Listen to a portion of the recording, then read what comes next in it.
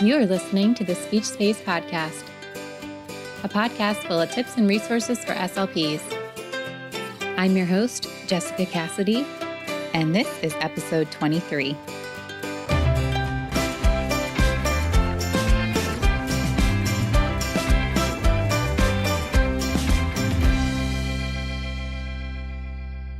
Hey there, everybody.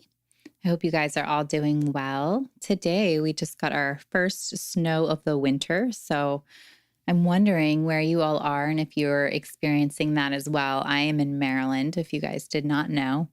And yeah, I had to work today, so I didn't really get to do anything too fun with the kids, but it was fun seeing pictures. And I still hear the snow plow driving around, so I'm not really sure if it stopped or not. But anyway, on that note, today we're going to be talking about bringing some winter-themed activities into your speech therapy sessions. I should also throw out there that I am slightly under the weather. Nothing crazy, just a little bit of a sore throat. So I feel like as SLPs, our ears are like heightened to that kind of thing. So I did want to just throw that out there because I figured if anyone would notice, it would probably be you guys. So I apologize in advance if my voice kind of starts to give out or sounds raspy or deeper than usual. Hopefully that will not be an issue for the next time I record. All right, so let's get started. Let's start off with snow. So if you can get your hands on some snow, or even if you can take your sessions outside in the snow, then you will have a ton of language opportunities. You know, it's a really great sensory experience. And one of my favorite things to do with it is to bring a bowl of it inside and do an indoor snowman. This can be really, really fun. You know, an activity like that is just loaded with language opportunities, and you can easily work on concepts like cold and melt. You know, these vocabulary words can often be difficult to teach without concrete examples, and the experience of bringing that snow inside, it really gives them those concrete examples that they need. Another thing that you could do while you're building the snowman, you could talk about the different body parts as you're putting, you know, the arms on, the nose on. You could even add clothing on. So there's really just so much that you can do with it. And another fun thing that I like to do with the snow activity, if you bring that inside, is if you have some pipettes on hand, and even if you didn't, you could probably just use like a little cup of water. That can be really fun to have a snow melting contest. So you're still working on that, the concept of melting, and it's a nice visual, you know, to have that experience to go along with the word melt. So that can be really fun as well. The next idea I have for you guys is to create a winter sensory bowl. Now, this is a little different from a sensory bin just because it's a bit more structured. For this, you can either go out and collect some items with your students, or you can fill the bowl yourself ahead of time. So some ideas for things that you would want to throw in there: cotton balls, twigs, dried up leaves, pine cones. You could throw some pine needles in there. Really anything with a texture that you can get your hands on. Once you have these items, then what you want to do is you want to have your student pick up one at a time and then describe it as thoroughly as they possibly can. And you can even build on this activity by having them take another turn where they pick 2 items out of the bowl and then they compare and contrast the items. Another fun idea is to make a gingerbread house.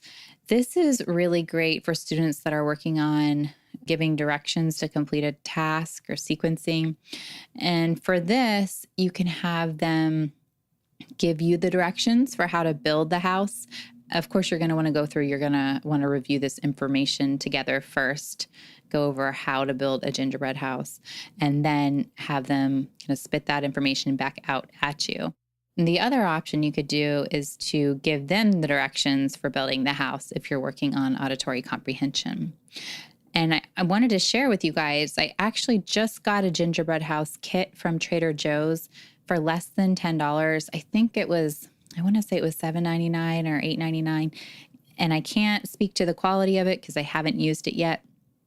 But it looked nice, and it was just kind of nice to have everything that came in one little package so you didn't have to go out and buy, all the different supplies, depending on how you make them. If you do them with like graham crackers, or if you truly build them up from gingerbread, then you have to get the gumdrops and the icing and the candies. So it was just nice to kind of have it all in one compact little box for you. So that's an option as well if you have a Trader Joe's near your house. And I'm sure they're not the only place doing that, but that's just the only one that I've seen. My last suggestion for you guys today is to bake cookies. If you have an access to an oven, I highly suggest that you use it. Cooking is such an important life skill, and it's full of opportunities to work on language skills as well. The goals that I like to work on the most with this is summarizing and sequencing.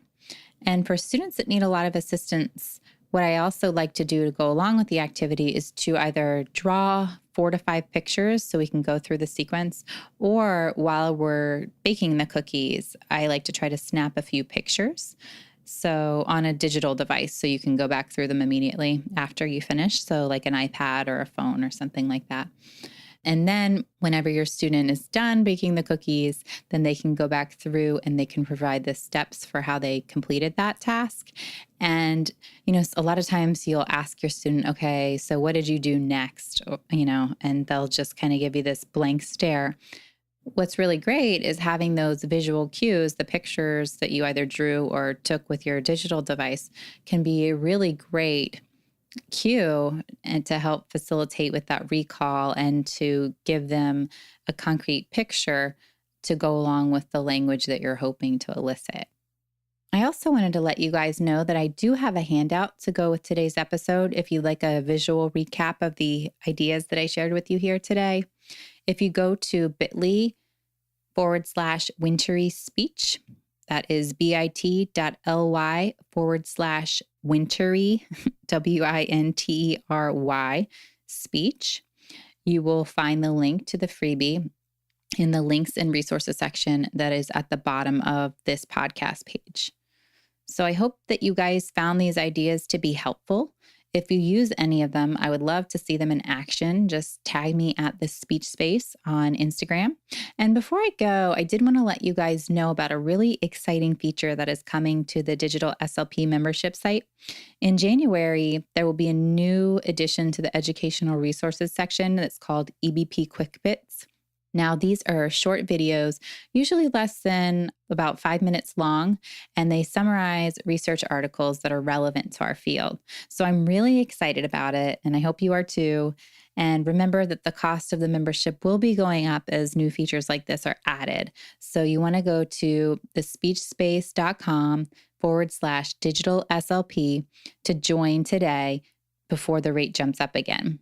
And additionally, if any of my digital SLP members are listening, the No Print football biography just went up and it's available in the No Print credit store.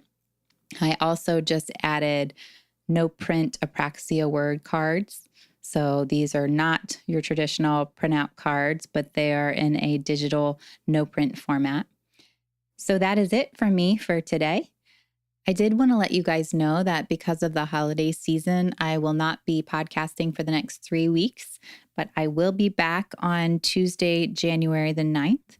So I hope that you guys all have a lovely, lovely holiday season and enjoy spending time with the people that mean the most to you.